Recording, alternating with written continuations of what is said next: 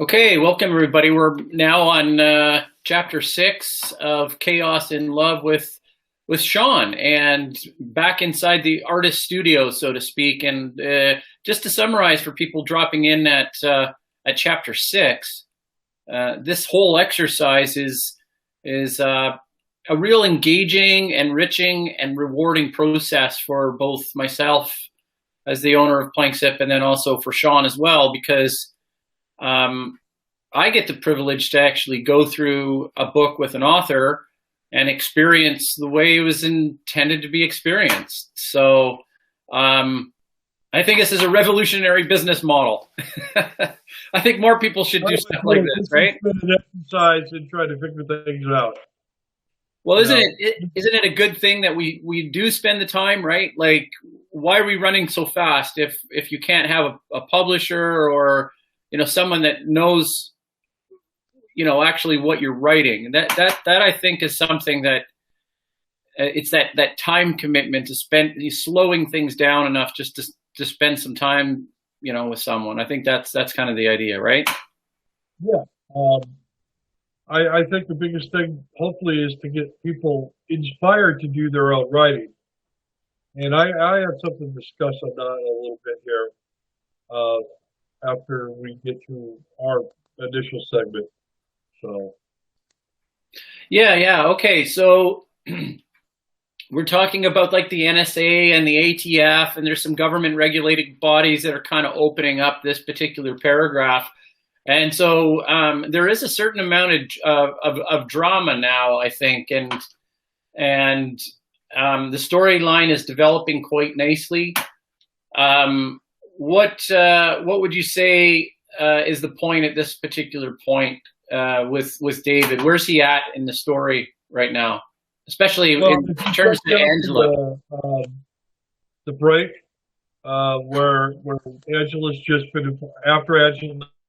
Informed that the ATF and NSA are taking over the overall investigation of the initial explosion and then the big explosion. And there's a reason for this, and that gets discussed. But at this point, David's like, he's no surprise to him.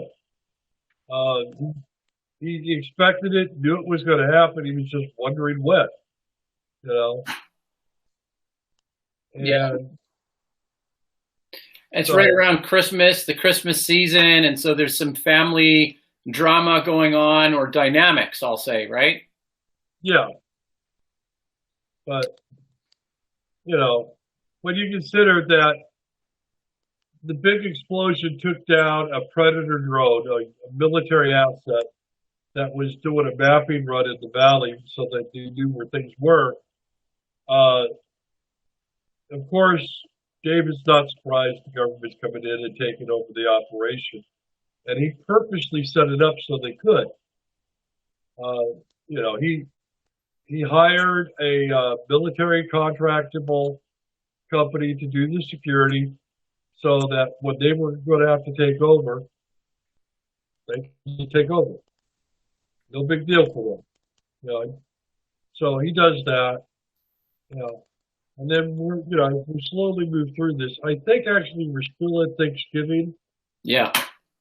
But they're talking about Christmas trees. Yeah.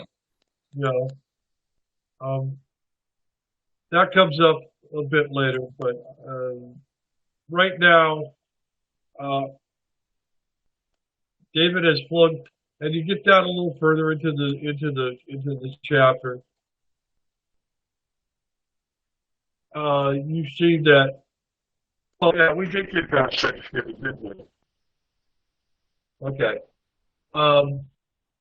What we've got going on is we've got by now everybody's aware that Jeanette is actually David's cousin or step cousin, and her and Cynthia are out looking for furniture for the house that David has to have in Colorado. And they get into a little bit of a quip with each other about it, And so, but that, you know, they both realize that Angela is already pushed on herself into David's life. Not really pushed is not really the word. She just got pushed, I guess is a better way of putting it. So there's that. But yeah, he's taking Angela up into the mountains to go find a wild Christmas tree. And that's where they start really talking about him. You know, she starts learning a lot about him on this little trip. Uh, uh, that he's worked at a Christmas tree farm when he was younger. He worked at a ranch when he was younger, which is where he got his love of horses. Well, he already had that, but honestly, he really couldn't develop it until he worked at that ranch and put in all that hard work, bucking out stalls and working with the horses, feeding them. He just, you know, decided he wanted to do that himself. So this is when we learned that he's got his ranch in the Houston area, not Houston itself, but in the general area. I think he's about a county away. I think I put him in Montgomery County in my mind, which is right next door to Harrison County, where Houston is located. So it's either that or Liberty County. It could be either one. But the point is that David's life is really in Texas. He's only in Colorado because of that valley, you know. But he's also still going to have to deal with that valley down the road. So he buys a house that he's setting up so some of his crew have a place to go stay. It's a large house, got plenty of bedrooms. So, he's planning ahead for the future and still working out particulars. But in the meantime, he is still getting to know Angela and she's still getting to know him. So there's that. Yeah, interesting. Okay. I highlighted something here and it's a bit of a joke. So I wanted to point it out to some of the readers because, Sean, the author, right? You're the author. So you're going to be putting in, some humor here. So it's a little bit of sexual tension, but Angela looked and realized he was right. And this horse is ... your biggest competitor for my attention. Don't worry, though. She isn't looking for romance. Only a pleasant ride and a rub down. And that came out wrong. But, it's a playful one. These are the kind of things how... I don't know who said earlier that this is not how men and women talk, but they do talk that way. And it's that undertoning sort of thing that is fun, right? That tension is kind of cool. Yeah. So, but yeah, they're up there with David's horse. He brought her to Colorado, dropped her off in the town that Jason and Jeanette lived in, because he knew he was going to need her there for whatever purpose, or just to ride, just so he could take a break and get on his horse and go for a ride if he needed to. So he brought her along for that. She was not up at the camp, but he is his horse. And you learn that real quick that she has been his horse since he was born. Mm-hmm. He trained her, broke her, everything. And she's a very faithful horse for David. You learn that because David makes Angela realize he's not even holding a race. She's just following him. Mm-hmm. So, and that kind of gets Angela wondering what's going on. And he says, and he tells her I should give you the horse riding lessons and what to expect, the sore butt and all that crap. So what's the deal about a blue spruce? It's a real special tree for David. He just loves it. I love blue spruce. To me, a good blue spruce is a beautiful tree. They have good needle retention. They're very green. They don't need a whole lot of care after they've been cut down. You just have to put a little water in the base and make sure they're okay. They stay hydrated until they can chip them up with the chipper you're going to bring in later and all that stuff. So, we go through we talk about it in the book. Yeah. So Sean, outside the the narrative of the model, I talk and I think a lot about climate change, right? And so I think over the last decade, Christmas has been very different for me. Different for my kids, different for, I mean, because Christmas is a cultural thing as well, right? Like your parents. Yeah. Christmas is different from state to state even, but it's still the same basic thing. The tree, the presents, the kids. But David doesn't have kids yet. He's he's not a father at this point. Angela's not a mother. That happens in the next book. Yeah. No, but my question was actually outside of the book. I mean, actually, I appreciate that's a perfect answer for the book, but what I'm curious about what your thoughts are about climate change and some of the silly things that we do, right? Like, I know as a young father, I was buying lots of presents for my kids, but within 6 months, they were all ending up at the the recycle center or the landfill or something like that. So, I mean, outside of the book, I'm just curious, what your thoughts are with the way the world's going to go. I mean, is it just kind of like, back to the presents and the gift giving and cutting down trees and, even though it's kind of really bad thing to do. When David cut down his tree, he replaced it. He had a sapling with him, and when you read it, you'll see that. But as far as me personally as a father, I have a daughter who's now 25, have 3 kids of her own, and I have a 17-year-old son. Now, in both cases, my kids didn't want the kind of toys that would just crap out. My daughter was very creative, still is. She liked space. That was her thing, and that was good for her. I mean, she had her toys too, but her toys were durable toys. They weren't the type that would just break and then you have to throw them away. Or they had some goofy little gimmick that was just a trend type thing. She never really got into those kind of toys.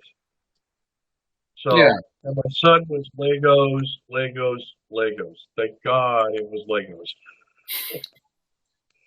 Yeah, I mean, there's a generational thing for you. You and I and our parents probably even grew up with Lego around.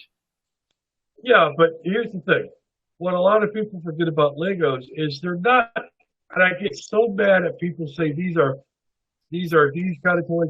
No, girls and boys can use Legos all the time.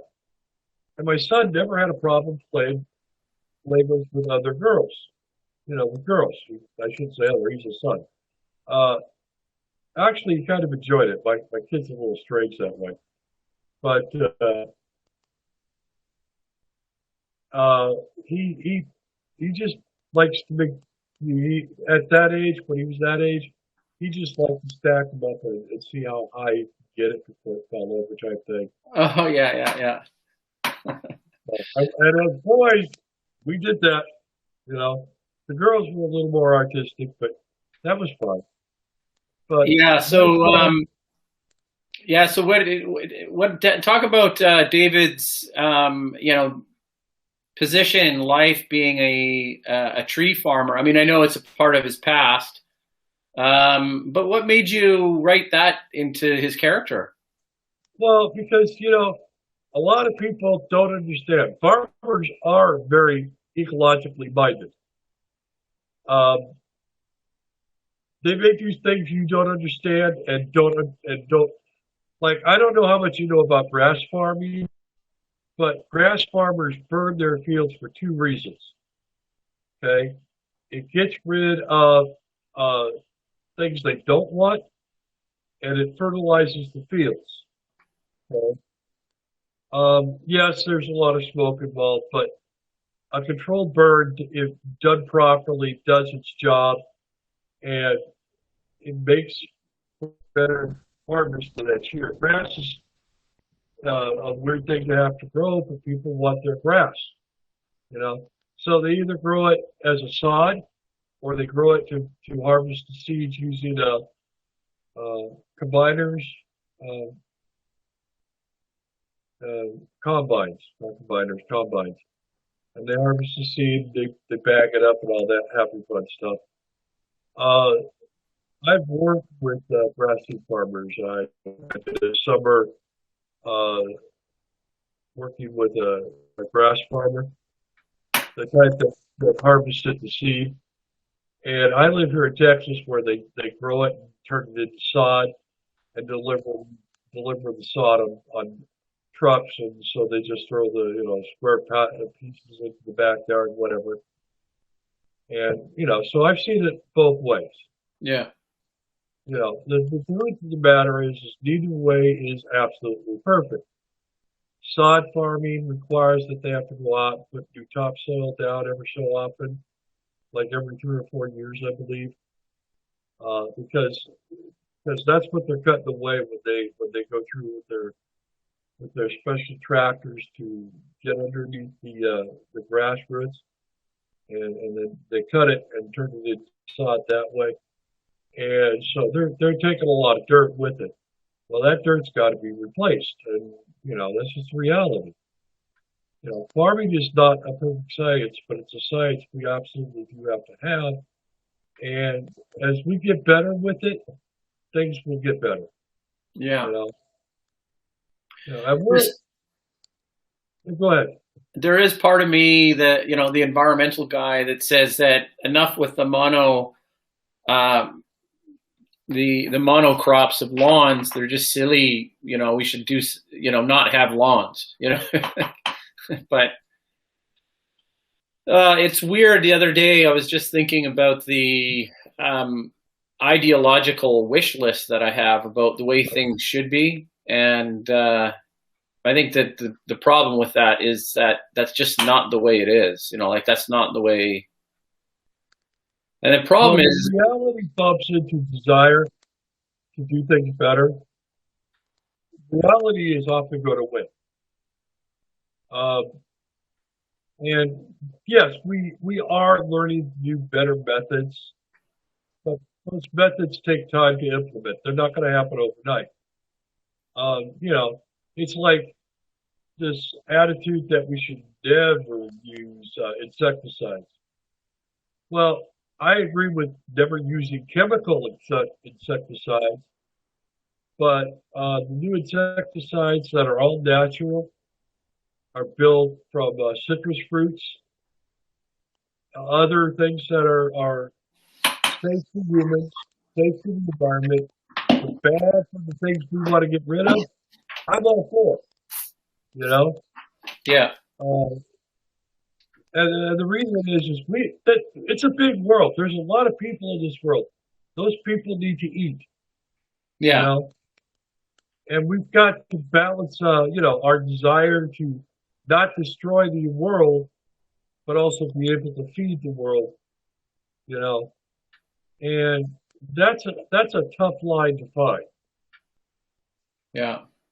That's the big thing. Actually, I'm kind of framing this in a talk and, part of a book as well. But the idea here is that if we need to mount a defense or an offensive, whichever way you want to look at it, related to climate change, then as far as I can determine, there is a universally socially accepted norm that says that we want to consider human life as a paramount to everything that we do, right? I mean, I'm not saying anything weird or wacky here. Not just human life, but all life.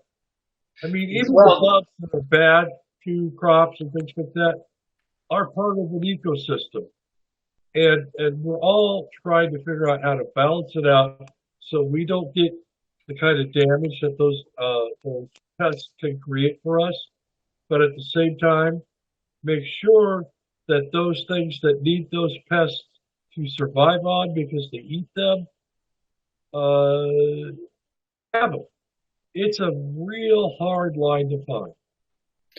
You know? Yeah, I do agree, but what you did there was it's called a polemic in a way because it's aligned completely with the way I think as well, right? The biodiversity is a thing, and we're supporting, but before getting there, it was probably like a gentle act of rhetoric to say before I make the universal claim that we're going to do it for all living people or entities, the balanced homeostasis of biodiversity. There's still a lot of people that really don't give a shit about it's for humans first, life secondary, other like non-human life secondary, right? So, or at least there's some people that put it in a hierarchy. In some respect, it's rightfully so is a hierarchy because like what is that about humans that want to protect their own race and this type of thing? But if we're trying to really, really just move our genes forward into a new generation, I think it's absolutely imperative that we do so in the best possible environmental conditions, and that just means flourishing. You know what I'm trying to say? Well, that's going back to the valley that David bought. He bought that valley because it's completely separate from any other system. It doesn't rely on the infrastructure of one system over the it's going to be its own infrastructure. That's the whole point. That valley is isolated enough to do that. His whole point is to test out waste management systems, water reclamation systems, power systems, all of that. And this will become more apparent down the line within all three stories, or all three books, I should say. Uh, and the only thing he's got to do is somehow, some way, get people to use those facilities. So he's bright idea, build a resort on it. A theme type resort where people have hotels, motels, whatever.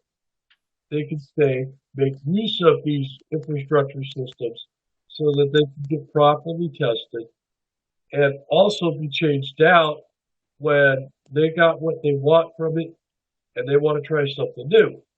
The whole thing is a modular test facility for infrastructure systems that impact the environment to find out how to make things work better. That's fascinating. So, in constructing this virtual world, you literally have to think about all of these things, right? Because you've got to make it logically consistent. You can't just, it's got to have some sort of reality in your head, right? Well, yeah. I mean, here's the thing. Water reclamation is a big pain in the butt for everybody because there's the factor of the waste itself that you're getting the water back from. You got to make sure that water is pure enough to use. Ideally, you want it to be potable, but you have to accept that it may not be. Right. Okay? My light just went out. Can you still see me good enough? Yeah, you're perfect. Yep. Okay. Yeah, my light for my camera just went out. It probably just the battery probably just went low. But there's so not only is it just water though, it's making use of the waste material that's left behind. How do we clean it? How do we separate it from everything else so it does minimal damage? I mean, the biggest damage we honestly have beyond emissions, carbon monoxide, carbon dioxide, are the waste of sewer waste. And that's part of his program to figure out what to do with that stuff to make it something that they can honestly safely dispose of or safely make use of in other ways to protect the environment. I mean, that's, there's a whole lot going on in the background. I don't really go into great detail on it. But I understand the mechanics and science of it to be able to write this story. Yeah, you got to talk about these things.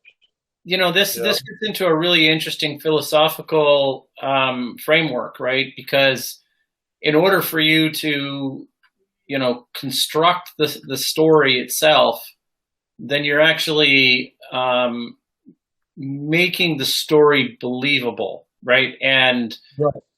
Convincing yourself about the story is an important heuristic for you to convey believability and an authentic, and authentic characters. Now, what I'm not saying is that there's not other authors out there that can do something differently, or they would describe it as being different, but you can see what I mean when I say that, right? You know what I'm referring to, right?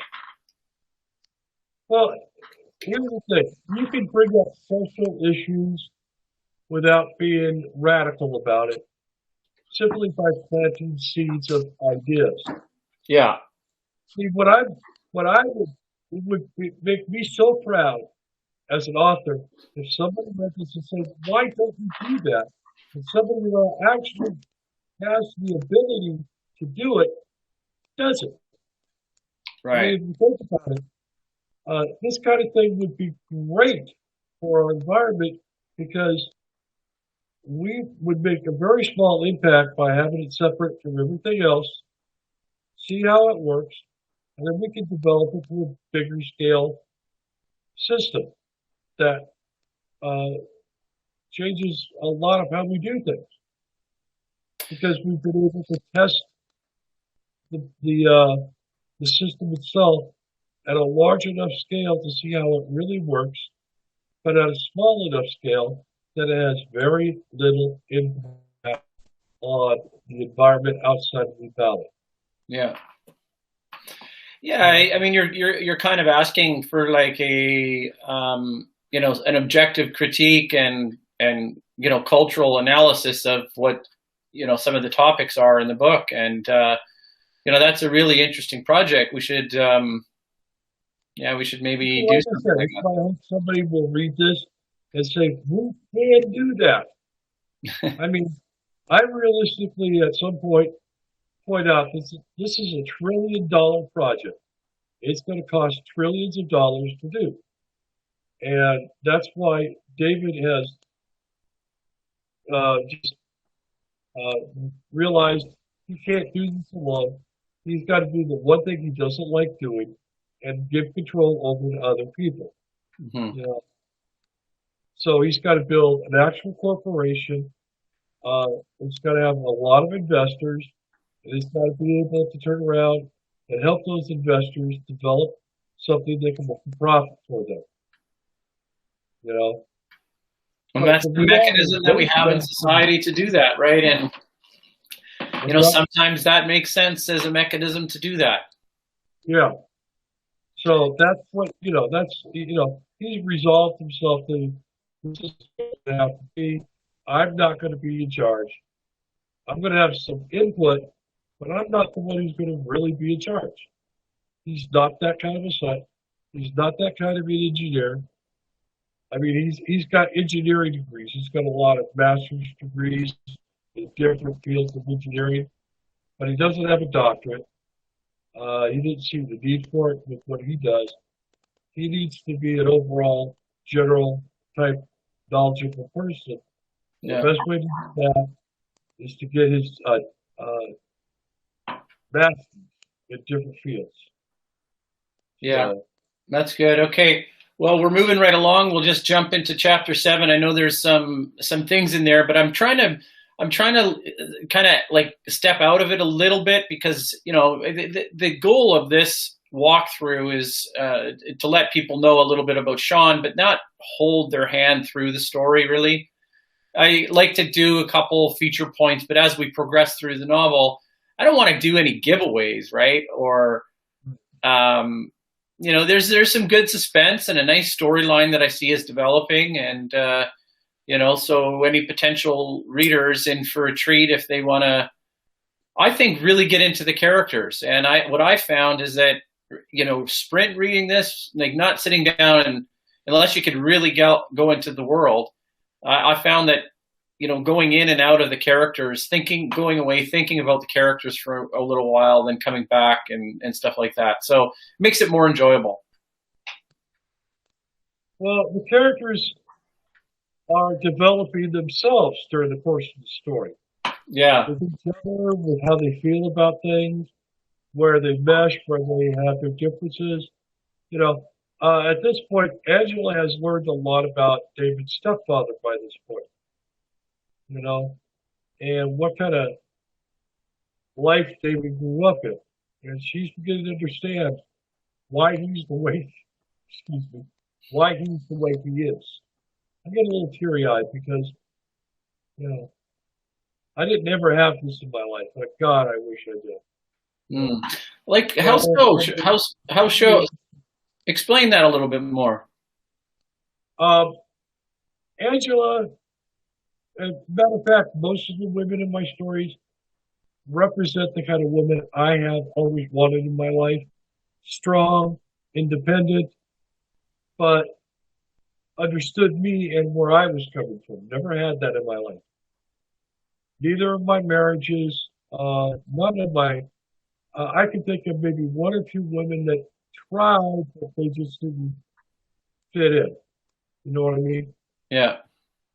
But, you know, because I'm such an eclectic person, my mind is all over the place. I have a lot of ideas, beliefs, whatever you want to say. It's hard for other people to follow that. And I never found a woman that could do that for me in my life. And God, I wish I had had that.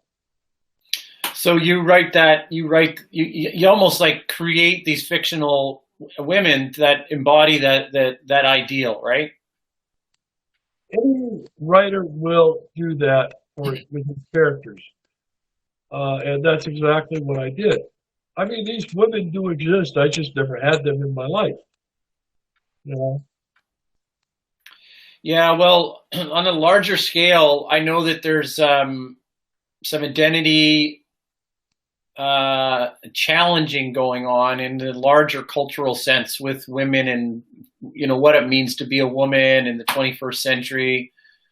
And I think it's interesting to see how culturally that's evolving and, you know, where there's pushback and, you know, where the argumentation is going. I know that one of the book titles that I'm working on is about what I call the female list. And it's not a term that I used. It was a linguist, and I believe he's a neuroscientist. I'm not sure, but Steven Pinker, he's a popular science nonfiction writer. I believe he came up with that term, the female list, because it's like I don't want to advocate for feminism for a couple reasons that I could say, just trust me, there's some things that we, you know, before we all agree on that, let's have a discussion first about it, because there's different kind of movements of feminism, right? I'm not trying to... There's different ideas, different beliefs, different pushes, yeah. Yeah, and so I'm not trying to make a fight or an argument about that or delegitimize anything that has to do with like a feminist motive, but focusing on something like the female list, I'm thinking, like, what does it mean to be female? What does it mean to be female in our society? You know, what is it? I'm a man. I have no idea what it means to be a woman. Yeah, we're too. I can look at any woman and say the same argument in reverse to them. You don't understand because you're not one of us. And I don't understand because I'm not one of you. But the one thing I do believe, and David exemplifies that, everybody's equal. We should all have the same opportunities. We're not going to get the same outcomes because everybody's different. They do things differently. So outcomes will always be different. But they have the same rights, the same ability, or the same possibilities of achievement. Uh, it depends on the person that's doing the work or not doing the work. You know, you see what I'm saying? Yeah, it's that's an interesting framework about I guess achievement really is what the parameter is, that you get the opportunities so that you can achieve, but when you achieve, you build, and essentially you get this skill set that's essentially starts to form your identity, and we don't want to prioritize one gender over the other, I guess, is really what you're saying, right? Yeah. Well, anything. I don't want to prioritize any one group of anybody or anything over another. I don't see the point in it. What I do see, though, is that our biggest problem, and this is all honesty, our biggest problem is the education system does not equalize the system, and it should. In other words, standards of educational achievement need to be set up. But we need to get off of this social training that we're trying to put these kids through. That's not helping them. They need to know the basics, the 3 R's and beyond. Um, you know, reading, writing, arithmetic are absolute essential skills that they need. And then they need to be able to expand on those skills in ways that interest them. Some are better at being builders. Some are better at being creators. Some are better at being artistic. And we should let them find and develop their interests, not what we think their interests should be, what their interests are, their real interests, what they feel in their heart, of what they want to do. Right. And stop this crap of trying to plug everybody into the same mold, because it does not work. Yeah. The basic skills and let them build from there on their own. And we would so much better off. That's an interesting. I mean, that's a very practical and common sense philosophy, really, right? So, yeah. Okay. How about chapter 7 here? They're just boarding a plane and they're getting seated in their seats, and they're doing it on the government's dime. So what's how's chapter 7 building That's on? David and Cynthia. David's paying for Cynthia. He's paying for himself and he's paying for Cynthia. They're needed in Houston, but because Angela's assigned to follow David and work with him, the government pays for her seat. But David's a very tall guy. He's 6'2", and his legs are longer than his body. And that's the only time I actually describe anything physical about him, is right there. And he does not like any guy really, does not like having his knees in his chin when he's sitting down. He likes to have a little room. So he always flies first class. And Cynthia, because he's a sister, he spoils her, puts her in first class too. Well, Angela having to have to be with David, so the government says, okay, we will pay for a first class ticket because he's going first class. And they're able to all sit together on that flight from Denver to Houston. And that's really what that section's about. They're just, but they also talk about Houston and how Houston is. Yeah. And I've seen this firsthand. I live here in Houston. I've seen it firsthand. particularly when Harvey came through and dumped trillions of gallons of water on this city. You know, and you saw it. It was in the news. Everybody saw it. Nothing mattered except the people. Not race, not gender, not whatever. It didn't matter if you were this way, that way. Nobody gave a damn. It was about, let's get you to dry land if we can. I mean, we had people running boats, rowboats, motorboats, power boats, picking up people that were stranded on rooftops, all of it. You know, we were out there rescuing our own because that's what Houston does. And it's a phenomenal thing to see. Cool. God, the circumstances that brings it on, you don't want to see. You know, and that's what they're talking about.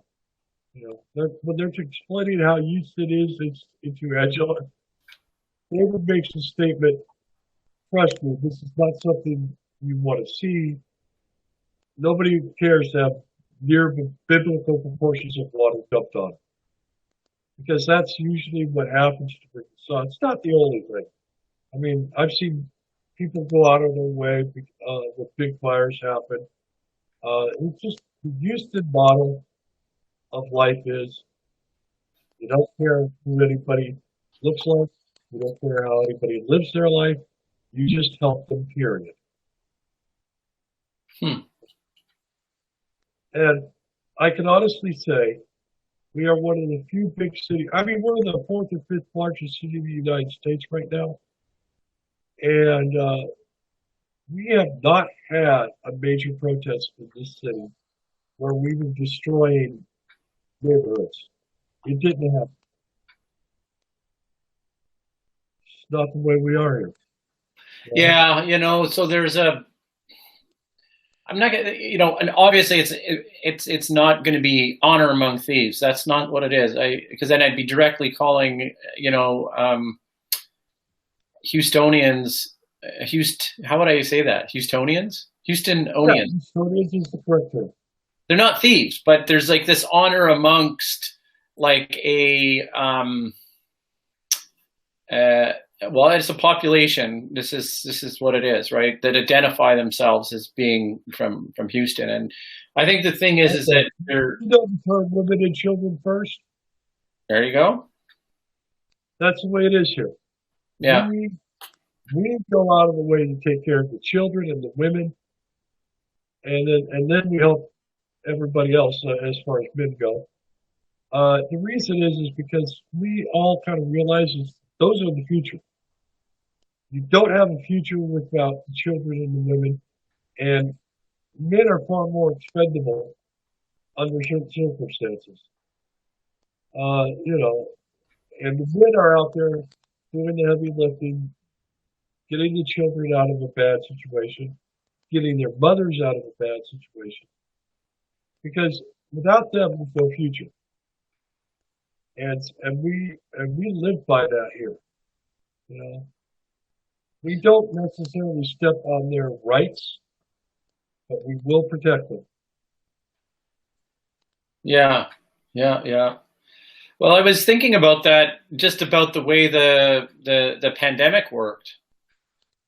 It seems that there's a universal ethic about trying to save lives, and it didn't matter that there was somebody, and this is just an observation, it doesn't matter that there's somebody in their 90s that they're prioritized to get, you know, and they only have, you know, a diminishing amount of years left, right? And much more apparent the number of years left biologically, right? We just know that. And what I think it's really fascinating and telling about how we are as a culture right now is that that's not how the calculation was made in terms of how we value people and people's lives, right? It was the most vulnerable were the people that got the attention. And I think that's markedly different than in generations past. Well, I will say this. One of the things that got destroyed with feminism, especially, and this is an opinion, please don't attack everybody about this, is chivalry, where men, we're bigger, stronger. We should be doing the heavy lifting under certain circumstances. And here in Houston, that mentality still exists, and it works. Women appreciate it. Men feel appreciated and needed. Uh, it's not perfect. Nothing ever is. But, we we take the load where they can't. Yeah. And there's other aspects where they, pick up the pieces where we just seem to be bumbling idiots. So I get it. Okay, Sean. So what I want to kind of point out to the readers right now is I'd like to wrap up the show for today. I know we're not fully all the way through chapter 7 yet. We're actually, for next time, we're on chapter 50 or page 50. But I've got to get into another interview. It's exciting, right? So I got to get into another interview, and so I had you slotted as an hour, and that's great. So for everybody listening out there, this is Sean, and his book is Chaos and Love, and we're going to be back at it next week. And so, Sean, I want to thank you. Do you have any last words to say to everybody? There is a new movement coming around where people are getting past color, race, ethnic, and just being good, decent human people. We need to do that, everybody. Put your stupidity aside and realize that people are people and everybody's different. And just because they don't always agree with you does not mean they're bad people. Right. Well said, Sean. Okay. Thanks, everybody. Have a great day.